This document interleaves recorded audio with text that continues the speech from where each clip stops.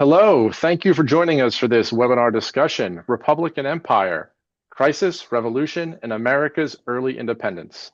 I'm Elliott Drago, the resident historian and manager of network engagement at the Jack Miller Center, a nonpartisan educational venture committed to solving the crisis of uninformed citizenship by teaching America's founding principles and history. The Jack Miller Center has three central objectives: build and empower a movement of scholars who are focused on civic literacy, forge new models in university-based preparation of K-12 civics and history teachers, grow the national coalition of civic education leaders, practitioners, and funders for a renaissance of civic awareness and purpose. You can learn more by visiting jackmillercenter.org. Today, I'm speaking with the award-winning scholar, Andrew Jackson O'Shaughnessy, about his new book, Republic and Empire, Crisis, Revolution, and America's Early Independence, co-authored with Trevor Bernard. O'Shaughnessy reveals that the roots of the American Revolution stretch far beyond the colonies. It was a global imperial crisis sparked by Britain's attempt to manage a sprawling empire in an age of reform, conflict, and uncertainty. Andrew is a Jack Miller Center scholarly, Andrew is a Jack Miller Scholarly Network member and is professor of history at the University of Virginia. And Trevor Bernard was Wilberforce Professor of Slavery and Emancipation at the University of Hull and director of the Wilberforce Institute. The authors invite readers to look beyond the usual story of rebellion and independence. By examining the colonies that did not revolt, they widen our understanding of the American Revolution and challenge what we think we know about its meaning and scope. Andrew, thank you once again for taking the time to meet and speak with me today. Thank you, Elliott, and it's a pleasure to join. This is actually my first Jack Miller Center webinar. Well, welcome. We're really excited to talk to you. So let's start with the imperial big picture. If you were to set the stage, what did the British Empire look like on the eve of American independence, and what pressures were building across the imperial system? It ironically looked as though it was thriving. There's the famous phrase, the empire upon which the sun never set. To my surprise, I discovered that was written before 1776 by a man called Lord Macartney, who was governor of Grenada during the American Revolution, and like a lot of these people, went on to govern other parts of the empire afterwards, in his case, Madras in India, and finally the Cape Town colony that became South Africa. But it looked as though it was thriving. And some of its most enthusiastic members were the Americans. And you could say they were the true imperialists of the 1760s. They were gung-ho. They wanted to expand the footprint of the British Empire, to spread out west, and to enlarge the British Empire. It was the home authorities, the metropolitan government, that were less keen. They'd inherited a very large debt from the 7 Years' War. They'd also assimilated a huge amount of territory, which really changed the nature of this empire.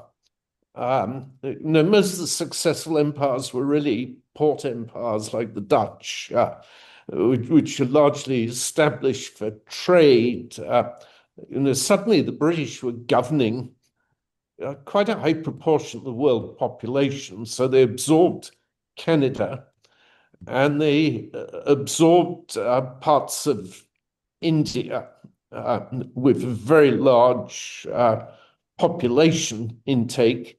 The other feature of these territories is that many of the people were not Protestant, let alone Church of England. The majority of the population in Canada was French and Catholic. Obviously, in India, Hindu and Muslim, and different racial groups as well. The British also had the problem of defending that empire, and they're very nervous. And they were partly concerned about westward expansion because it would provoke another Indian war. They'd already, settlers and the British themselves had already provoked one right at the end of the 7 Years' War, known as Pontiac's Rebellion. These were very costly to subdue. They needed a lot of resources and manpower. This is one of the reasons the British took the decision to have a standing army of 10,000 men in America after that war, which proved to be faithful. They were also keen to have a more authoritarian and more direct form of government, which really would, of course, lead them ultimately to clash with the Patriots in America. And they also wanted to derive an income Hmm. from all of their colonies, and they pursued this in different ways in India and America. In India, they were successful, but not in America. So one can see, therefore, ultimately the potential for a real crisis. And one of the things that had really changed in all of this, and we'll discuss later, is that they start using Parliament to govern the empire, and specifically to raise taxes in America. And this is completely novel. And you can find kind of ephemeral examples earlier on. And ironically, the idea was to be a bit more constitutional and not do all of this by royal prerogative, Hmm. but to supposedly using Parliament gave it more authority and legitimacy.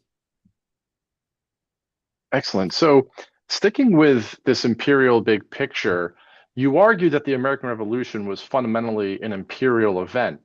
So, what does it mean to take an imperial perspective on the American Revolution rather than a traditional 13 colonies perspective? So it means really to look at all of the other colonies that didn't rebel. As I pointed out in my very first book, there were 24 colonies just in the Western Atlantic that included places like Nova Scotia and Quebec and St. Edward's Island and Bermuda and Jamaica and Antigua.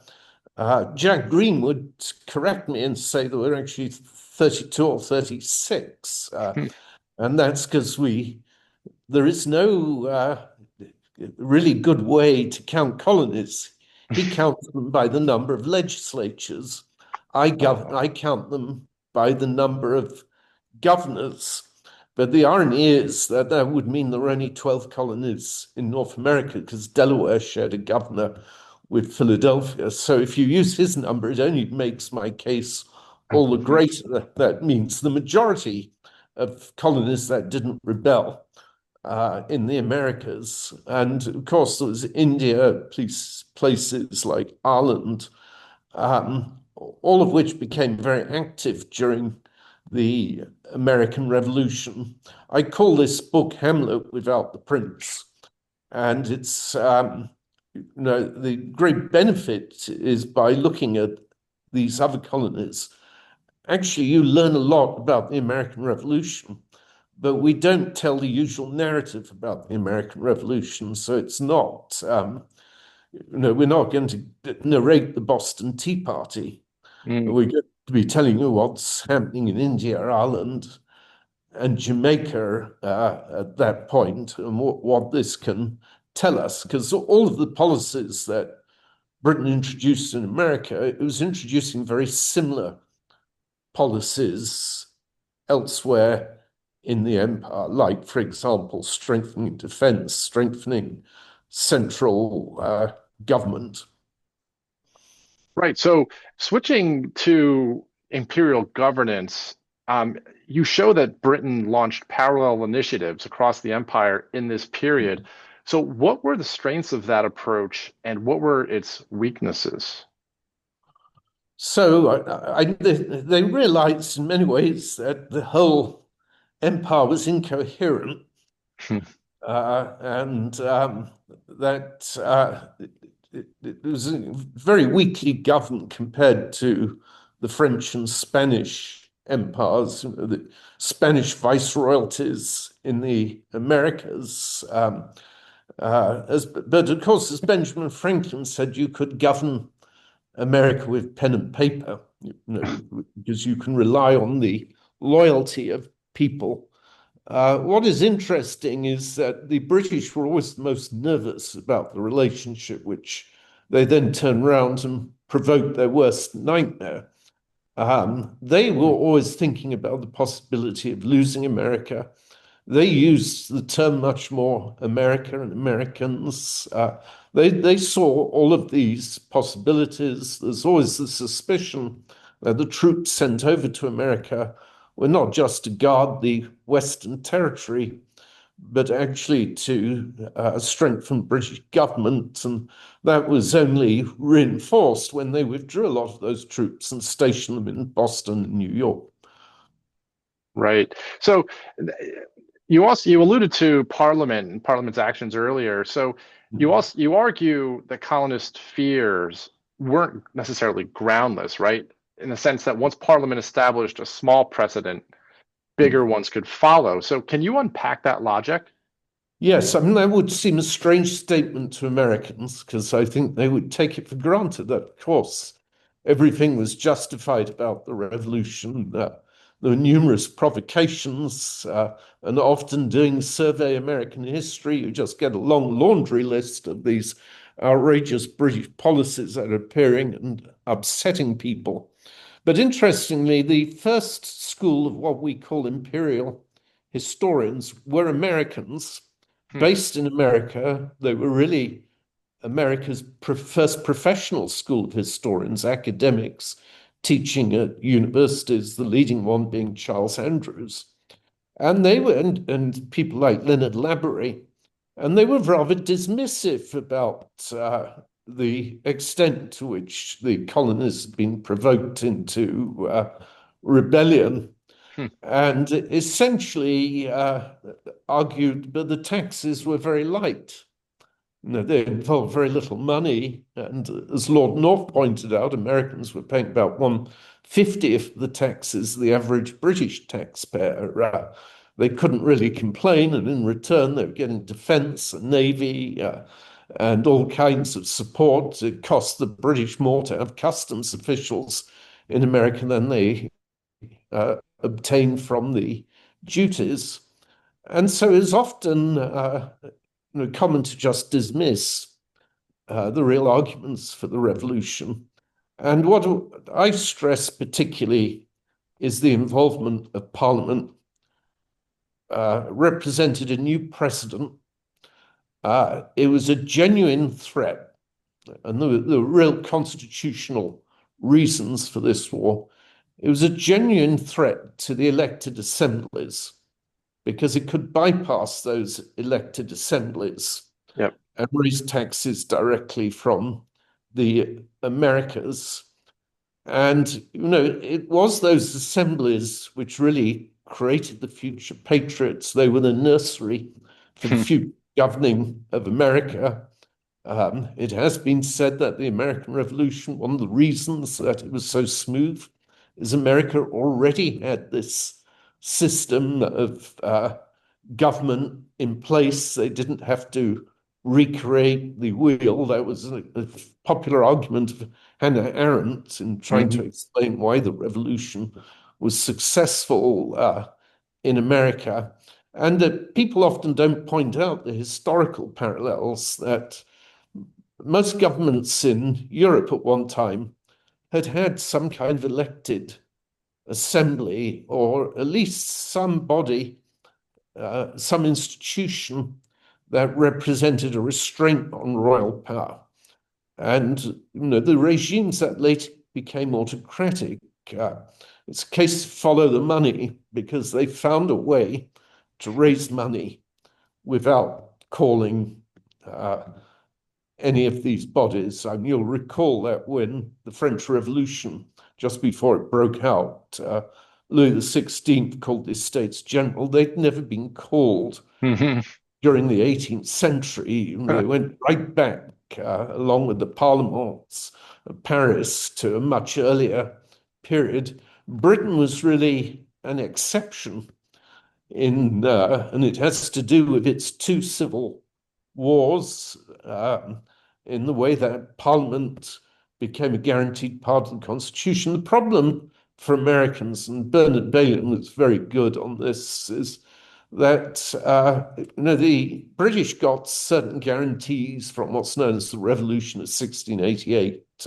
That's when they passed their Bill of Rights and various other really significant legislation that guaranteed Parliament a permanent role in the Constitution. It limited the power of the monarchy and kept the monarchy accountable to the point that Parliament actually chose who was going to become king and queen and bypassed more legitimate successors to James II. It was even more extreme after the deaths of William and Mary, and going over about 40 heads to choose the Hanoverians.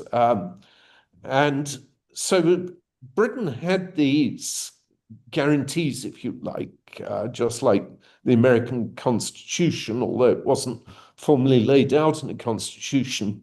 But the American colonies had no such guarantees.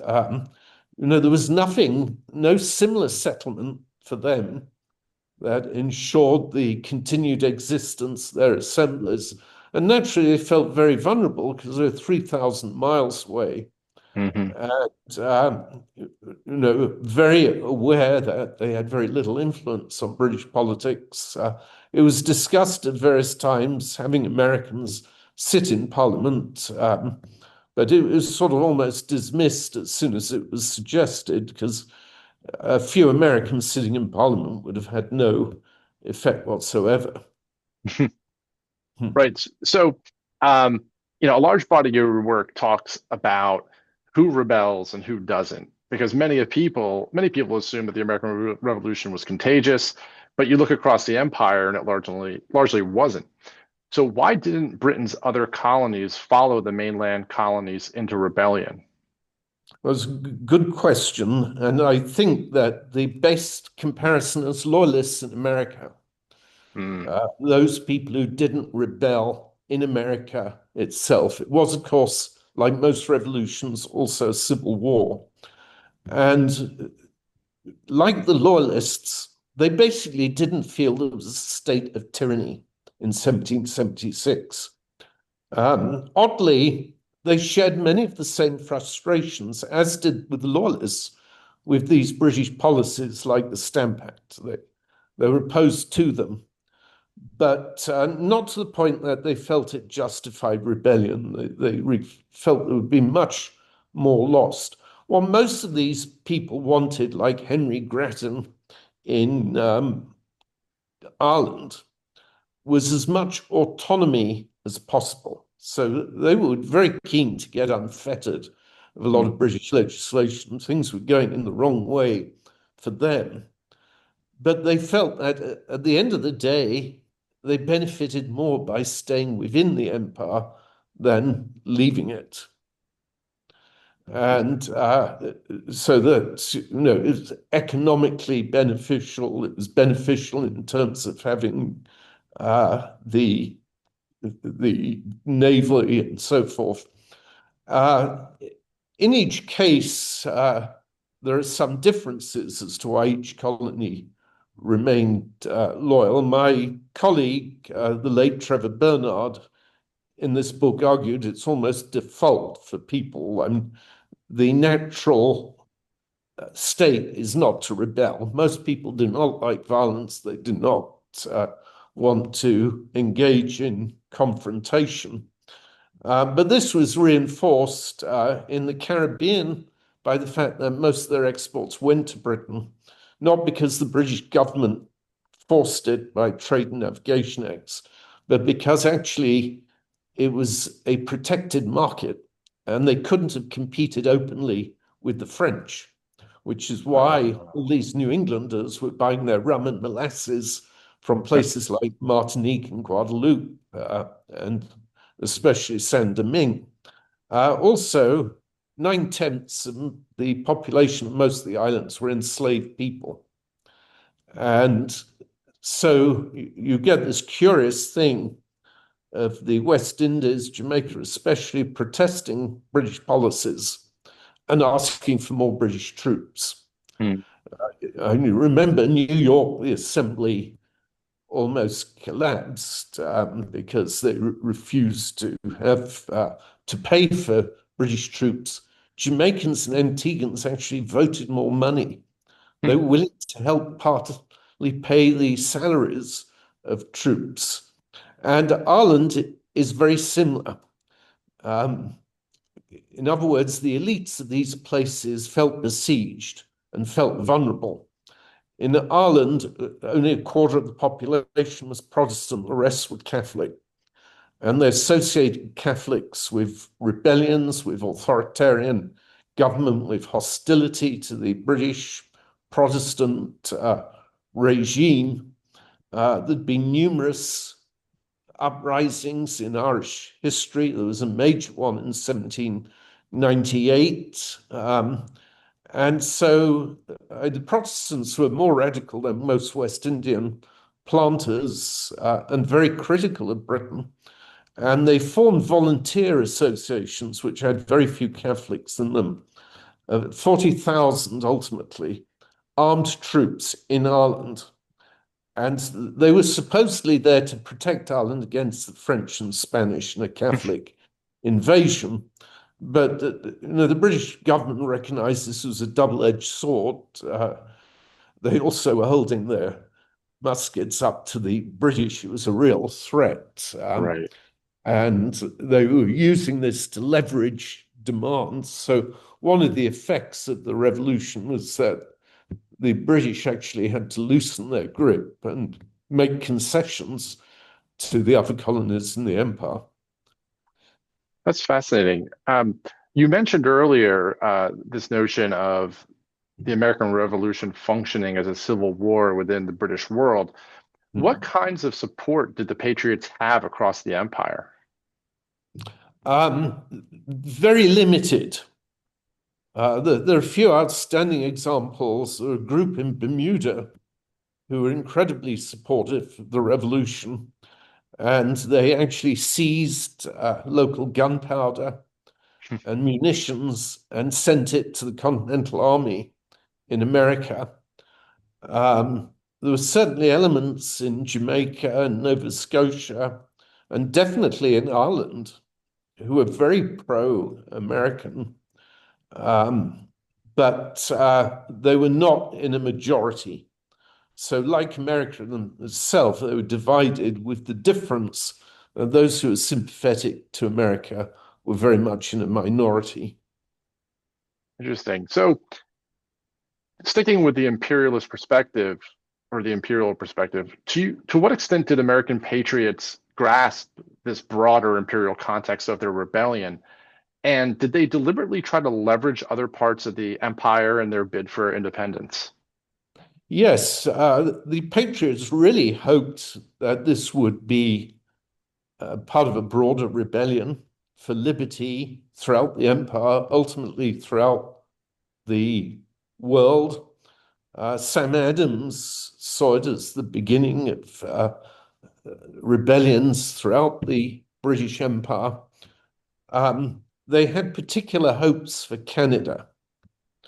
And Canada is the only place that was included in the Articles of Confederation. There was space for them to join what was loosely America's first constitution and be part of America. George Washington attempted to invade Canada with troops under Robert Montgomery and Benedict Arnold while he was still a patriot.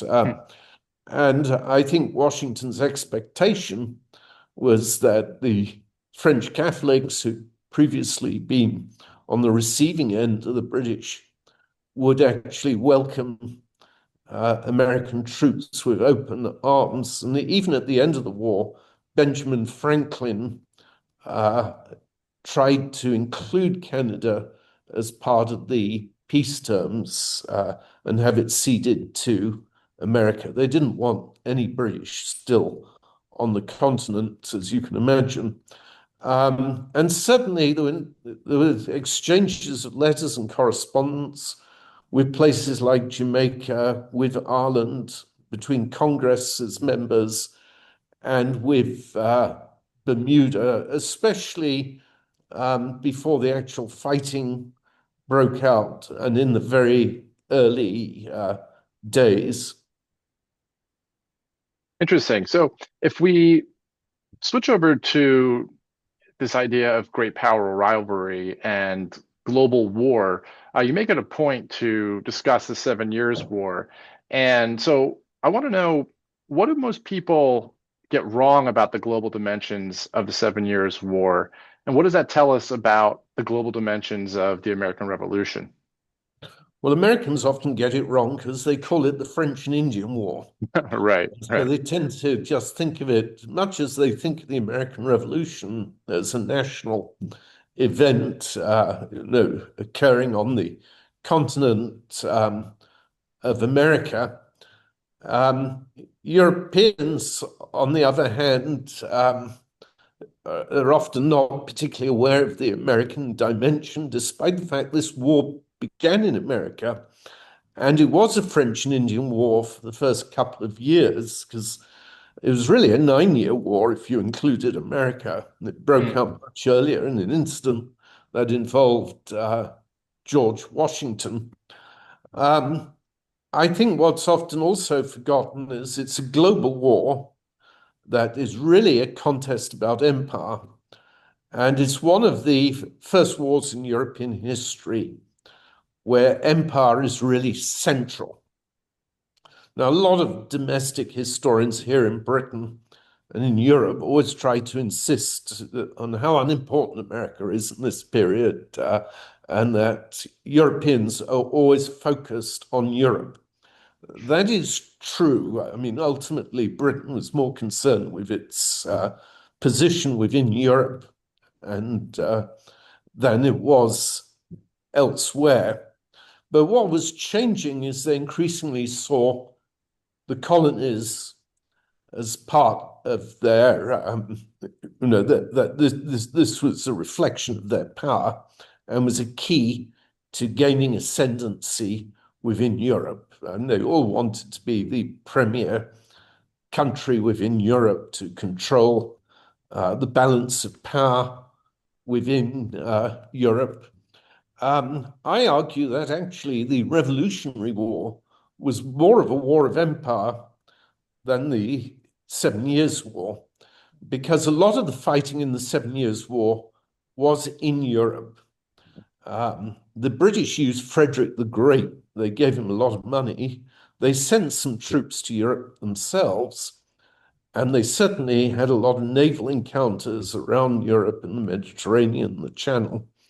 But they basically paid Frederick the Great to be a thorn in the side of the French and to keep them occupied. And it was always said that Pitt said he intended to win America and Germany, uh, and that this was how he was going to defeat the French by distracting them in Europe and using others to do so. The big difference in the American Revolution is there was no Frederick the Great, and the British had so antagonized everyone, largely by their own success. They did emerge incredibly successfully from the Seven Years' War. They even took Havana in Cuba and could potentially have annexed Cuba, uh, and that the French and Spanish were determined to retaliate. But other countries like Catherine the Great in Russia or the Holy Roman Empire, they just weren't that keen to now support the British because they saw them essentially as more dangerous than the French. Interesting. So, can you tell us about some of the most intriguing, lesser known details of imperial competition among Britain, France, and Spain during this era that might surprise people? Um, well, certainly, I think India, it was very central and it involved the Dutch, French, and British. And the British would ultimately emerge the successors in India. There was even a Portuguese presence in Goa. Um, but in both the French and Indian War and in the American Revolution, there was a great deal of fighting going on in India. Britain itself was threatened with invasion several times during the American Revolution. The Marquis de Lafayette and Rochambeau were due to lead one of those invasions, better known for their role in America. Hmm. And that represented one of the most serious attempts to invade Britain since the Spanish Armada of 1588. And so it's a good illustration of how difficult it was for the British to decide how to deploy their resources. They never sent enough ships to America to essentially blockade the ports, support the army, and to prevent the French from coordinating with the Continental Army and surrounding the British at some place. Ultimately, it was Yorktown. And that was partly because the head of the Navy was more concerned with keeping ships back in Europe to defend Europe. And when ships left Europe, they never knew whether they're going to America or whether they're going east to India. It was constant suspense. And I think one less known point is that this is the only war, really, that the British fought in the 18th century where they didn't have real naval superiority. Huh. And one of the only ones where they were actually defeated in a naval battle by the French, the famous Battle of the Chesapeake Capes in 1781, September, just before Yorktown. It was because their navy lost that they couldn't have just rescued Cornwallis from Yorktown and taken him to New York or Charleston. So you mentioned the British Navy not knowing whether they're heading east or west, and you also write on how one of the last battles of the Revolution was fought in India. And so, what does that fact reveal about how we should reconceptualize the American Revolution? Well, I mean, it's critical for understanding the British. I recently edited a book called The European Allies of the American Revolution. And I began it by saying the best way to understand why the British were defeated and the importance of foreign allies for America is to look at this largely from a British rather than an American point of view. And what are the factors that led to the British defeat? And I particularly focus on a debate between two great historians of the Revolutionary War that I think has gone under the radar. And yet I think it gets the essence of this war. And this was John Shai, who used to be at the University of Michigan, and also a British historian called Piers Mackesy. And one of the reasons it's gone under the radar is both were really good friends. Mm. And, they were both sort of gentlemen officers, both had served in the military, had military traditions in their family.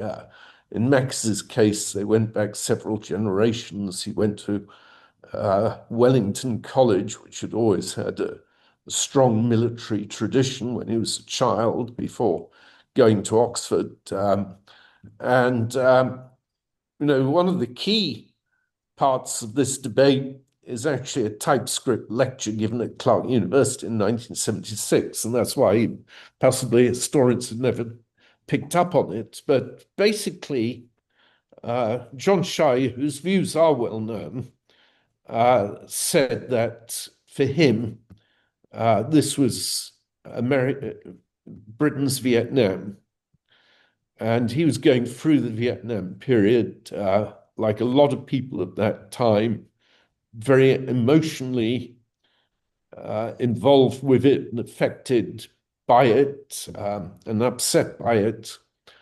And, he drew all kinds of parallels, a lot of which he asserted rather than proved.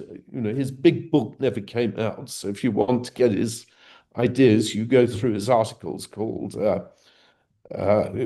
People Armed. And he suggested that the militia were like the Viet Cong, that this politicized Americans going into the militia. And the British Army being there alienated the regular population. So really, the sides people chose were changing all of the time, but largely to the advantage of the patriots. And Mackesy, whose thesis I don't think I had understood, he wrote what is really the Bible about the British side of the American Revolution, a 500-word book called The War for America. And it's overwhelming and it's so full of information, I think one could lose his real argument. I must admit, I read it 3 times, and for much of my reading of it, I thought he was basically demonstrating Britain was active in so many theatres, it was exhausted and worn down. And he certainly wasn't playing down that. But in a little typescript lecture that he gave at the same time as the big book came out at Clark University, he said the real reason for the loss was the incompetence of the British generals. And he said they were good tacticians, bad strategists. They won most of the wars, most of the battles, they lost the war. And he shifted any blame from the politicians at home. And it's interesting because Shai was very gentle in critiquing this. And I couldn't understand why in a reprint of the War for America done in the late 20th century, Shai had written, I think in the 1970s actually, he'd written a new introduction. And he pointed out that Mackesy's father was blamed by Churchill for the failure of the Norway campaign in the Second World War and building a bridgehead. And what he was basically saying, and you really would have to, why would you tell such a private thing about someone in a book, Right. especially your friend, because this actually hung like a dark cloud on Mackesy's family because they had such a military tradition. To be accused of cowardice or failure was to lose face completely. And his father actually, after the Norwegian campaign, lost his job immediately. The family had trouble even surviving, and ironically, the mother became a very successful writer, which is how they kept going. Shai went back to saying this is basically guerrilla warfare. And in his little essay, Could the British Have Won the War of Independence? That was the name of the lecture at University. Mackesy said, the thing is, you can win guerrilla warfare. And yes, the Americans lost in Vietnam, but the British were successful in another war in the East from the late 40s to 1960, the Malaysian War. And so he's basically saying, of course you can win. And he went out to point out Germain had a strategy. What the problem with that, and this is why this is very useful in getting to the essence of why the British were defeated, is that Malaysia was very untypical. It was a small ethnic Chinese population was rebelling, and they had no outside support. And so in writing this book, in my chapter on with Trevor on the War of Empires, we suggest that it's actually two keys to a successful rebellion, and these situations where David defeats Goliath and where small countries are successful against superpowers. And this would undoubtedly be key currently to the Ukraine. It was key to Afghanistan. It's for one thing to have lots of domestic support, and the other is to have external support. The revolution probably would have collapsed without France and Spain. More importantly than anything, they provided the money. They provided munitions. They didn't even produce gunpowder in America. All of that had to be imported. And the naval support was critical for Yorktown. Interesting. So That's let's not to in any way right, underestimate the role of Washington and the Patriots themselves.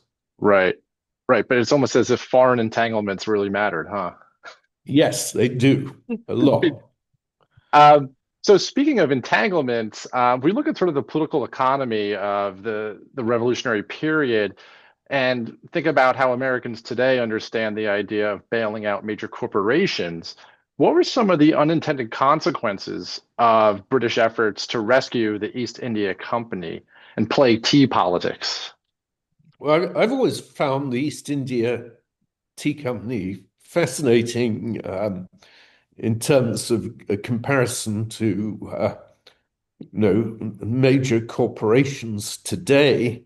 Um, and this was a corporation that literally ran the government and the Navy and the Army in India because they've been given a monopoly under James the First to have a company in India. It grew and grew, and it obviously spared the British government from having these expenses. But the problem was that after the 7 Years' War, they acquired this huge territory and population, and the defense budget went up enormously. Now, they did, from the province of Bengal, which was the richest of all of the areas,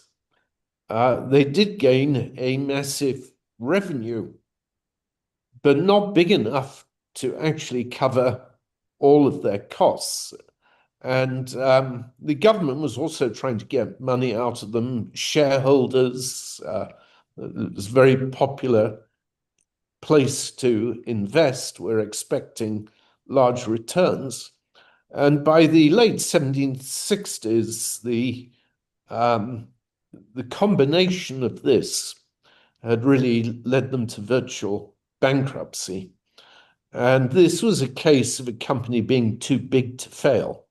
And the British government couldn't just ignore it and let them go into liquidation.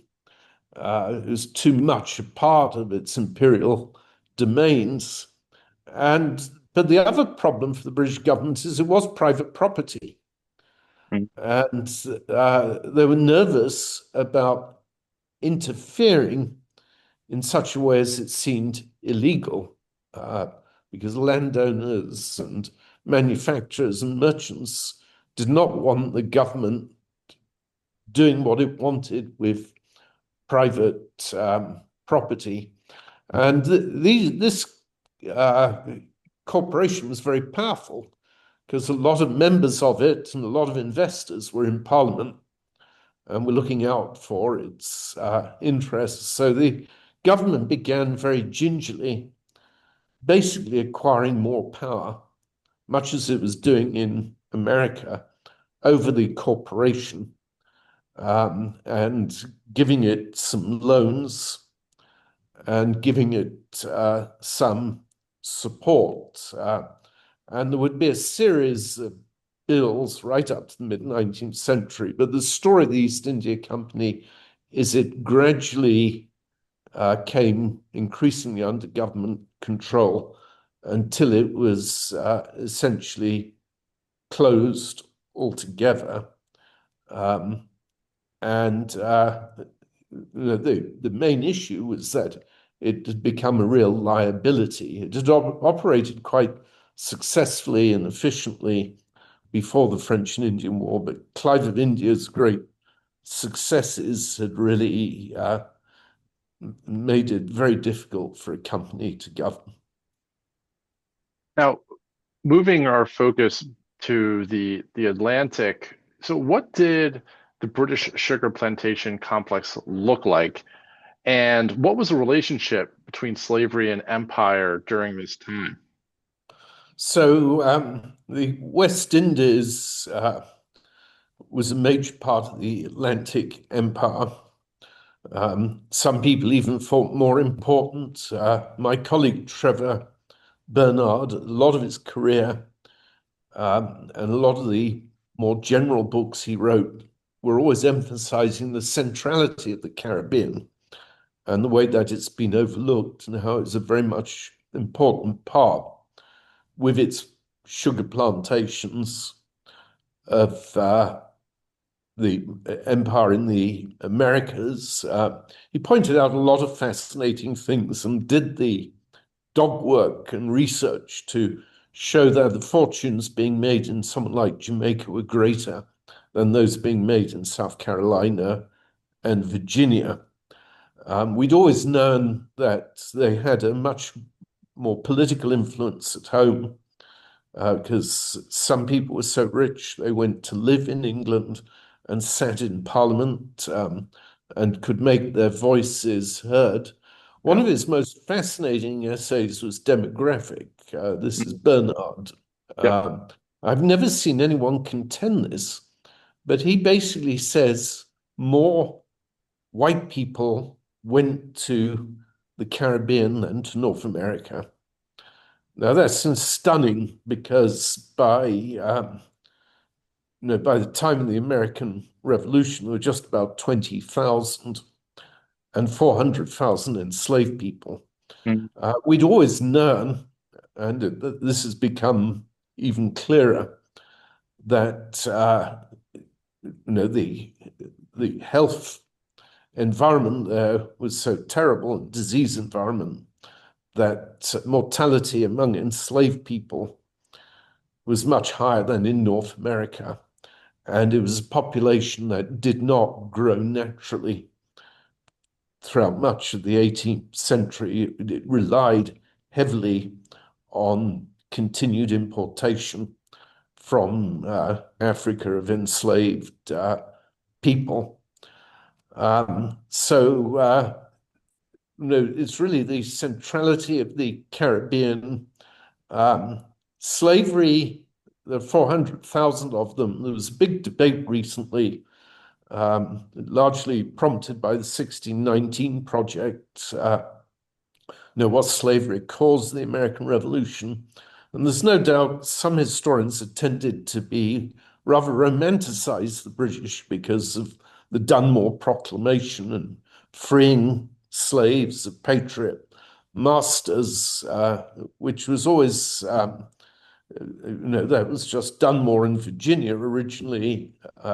Clinton and Cornwallis would have a policy similar later on, but it was a very ad hoc system.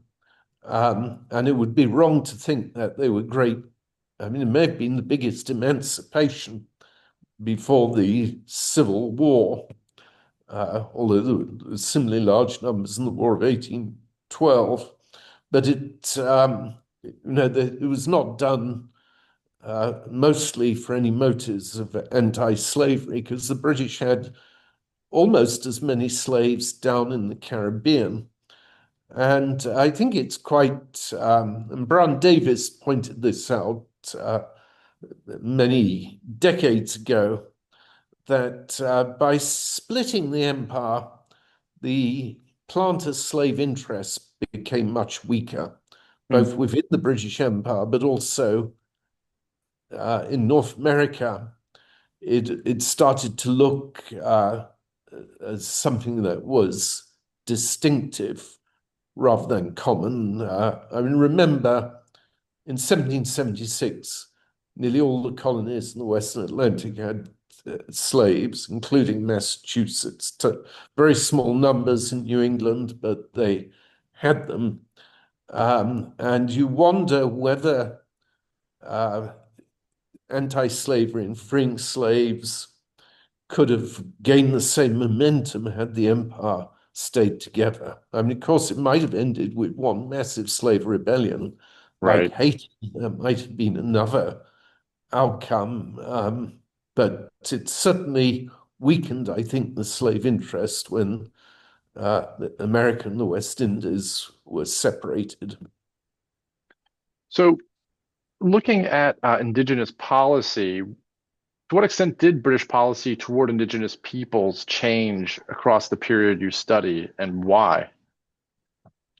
So, I mean, on the whole, there are very few good things that can be said about the policy, and in many ways it was continued by Americans, forcing them westward, even trying to enslave them in the early period. But it becomes a little more protective in the 1760s, largely for interests of largely out of self-interest. So the British in 1763 introduced something called the Proclamation Line, which was aimed to prevent settlers from just going westward and to stop investors just being able to do separate deals by land in the West. And a lot of this was motivated less by concern for the Indians than concern for the outbreak of a war that Britain would then have to put down, and that would cost a lot of money. And also a desire to sort of control everything that's happening in America, and not just let it get out of hand. We do debate in the book, would Indians have been any better off after the revolution if they'd remained British, which is Hmm. always a subject that's fascinated me. Um, and really, to discuss how you'd have to know a great deal about Canada and to compare arrangements in Canada. Um, but what we did in the book, because my co-author really didn't feel that there was any greater sensitivity, and he points out how several parallel issues in the Caribbean. One is the eviction of Maroons from Jamaica, who fought against the British, had their own areas within America, but had largely managed to cohabit. The British drove the majority of them out towards the end of the 18th century. Similarly, the so-called Caribs, Hmm. some of whom claimed to be descendants of the original Caribs who'd lived in many of the islands of the Caribbean, they were resettled and forced out. I mean, this is a bit like the treatment of the Cajuns in Nova Scotia and other forced resettlement, ousting for the benefit of settlers, white settlers in those places. So generally, although I still think somebody needs to do a very good close comparison of the situation in Canada, um, I don't think it would have, for the most part, have benefited Native Americans, and it is in many ways appalling that they were let down by the British, because in the peace treaty of 1783, Native Americans were not invited to participate, even though the majority of the tribes, other than the Oneida, had given the British a lot of support, but they got no benefit from that. And obviously, they thought the British would win, that it would be in their self-interest. They felt more directly threatened by the planters. It has to be said the Oneida did no better despite their support for the American Revolution, than Hmm. most of the other tribes. I mean, they are mainly now resettled in Wisconsin. Wow. Hmm. Um, so I mentioned this point before we logged in officially, but I want to say again that we're deeply sorry for the loss of your co-author, Trevor Bernard. What was it like working with him, and how did you strive to honor and carry his voice as you completed the book? Well, it was formidable working with him. I mean, he's a lot more productive than myself. He's written many more books, immensely hardworking. And it was rather intimidating because I'd have an assignment to write so much. And he would have written two or three times as much in the same time. If you disagreed with any of it or suggested change, within a few days, he'd have changed it and asked if you'd read it. And it was very difficult to keep up with him. It was immensely impressive, and it was all very good work that he was doing. He unfortunately was diagnosed with cancer in about the beginning of 2023, uh, when I was actually at Hull on Hmm. a fellowship with him. He was immensely brave about it, a matter of fact, and I saw him give a Zoom to all of his, because we were still coming out of the COVID period, to all of his colleagues, and he just spoke about it in a very candid fashion. And he had hoped about the possibilities of recovery, and then he died of it. But in April of you know 2024.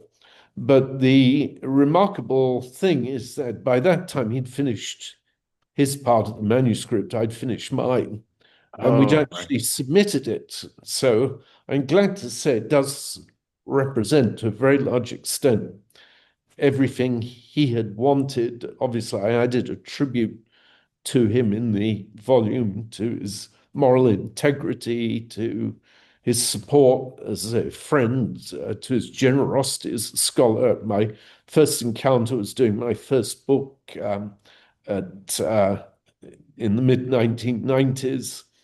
And I heard you've got to talk to Trevor Bernard. He's doing a lot of remarkable research in the Caribbean. And I wrote to him and got back a big, thick envelope full of unpublished articles with none of the usual disclaimers that this was not to be quoted, as Oh, well wow. as sending source material. And this was very typical of him. He used to joke some scholars had made their careers using the uh, documents that he transcribed, but it never bothered him. And a lot of those articles didn't appear for a long time. Early in his career, he was quite slow to publish. He'd done his doctorate on Maryland, not on the Caribbean, and then didn't publish that Maryland thesis and went on to work on the Caribbean. And then, of course, it was really like the opening of a sluice gate. As work just poured out and was published. And he co-authored with a lot of people and very successfully. Um, and he'd seen some pieces I'd written earlier on British policy, on how we can use the empire to prioritize the causes of the American Revolution and to debate the American Revolution, which I think is a particularly useful feature of the book. He saw the benefits of this and was impressed. On the other hand, I don't think I could have written this without him because his immense knowledge of slavery, um, the fact that he was more of a social historian and I am. I'm very interested in old-fashioned topics like foreign policy, Hmm. politics, and legal and history and so forth. And he was interested in those too, to some degree, as I'm interested in social history. But we had uh, we had our own emphases, and so to some extent, working in a combined way allowed us to do something much broader. Yeah, reading through the book, and I haven't said it enough, but the book is tremendous. It's seamless. It's seamless. You don't get the sense that there are two different people writing. It's one voice, and it's just a very seamless read and an important read. And I hope that everybody listening goes out and buys at least 10 copies. And uh, seriously, though, and this is going to be the final question. With America's 250th anniversary underway, how does your book help readers understand this year's celebrations differently? Well, I think it adds a new dimension. A lot of people, of course, have been watching the recent Ken Burns documentary, which follows a very national perspective. You're not going to be told a lot about what's going on inside, although he does try at times to gesture towards that. But so this gives a very different perspective, and I think novelty is always Mhm. important to re-engage people in old questions and old topics. To my mind, the most beneficial is the way you can use colonies that didn't rebel to debate those that did and to Yes. look about what's similar and what's different between them. So you can really debate this issue of how important was slavery as a cause of the American Revolution by looking elsewhere. And slavery has been given as a reason why there wasn't a revolution in the West Indies. So clearly, you'd have to modify your argument at least to say the proportion of slaves is going to be pretty critical in this argument. We particularly felt that Ireland and the Caribbean, and to a lesser extent, Bermuda and Nova Scotia, are the colonies that have the most parallels to North America because they all had legislatures and they all had similar political ideas. And in fact, in Ireland and the Caribbean, they had been arguing a century earlier that Parliament had no authority over them. So they'd taken much more radical stances much earlier in their history. Um, and so that they're useful for points of comparison. I always used to, one of the problems with historians who write books on the American Revolution, they often don't address each other. So there are three or four different studies of the revolution in Virginia, all giving different reasons, like T.H. Breen, tobacco culture, that talks about the credit crisis of 1772 as being critical. But then others have emphasized religion, have emphasized social factors.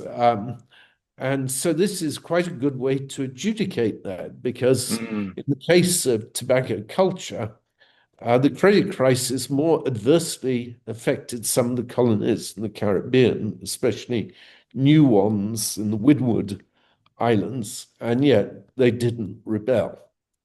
And what fascinated me, because my first book was on this, just in relation to the Caribbean and Empire Divided, what intrigued me was that not that they didn't rebel, but these Caribbean colonists didn't even engage in the pamphlet debate. Mm. They Right. didn't put out aggressively. And I mean, you can understand islands might not rebel and that they're militarily too weak. But later in the 18th century, they became quite militant about British attempts to interfere with the slave trade and slavery.